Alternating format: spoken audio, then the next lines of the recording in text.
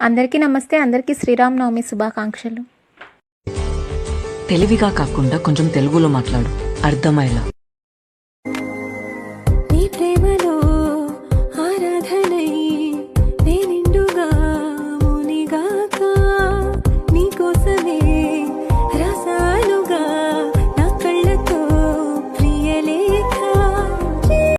నాకేమైనా financial problem ఉంటుందా లేక కెరియర్ ప్రాబ్లం ఉంటుందా?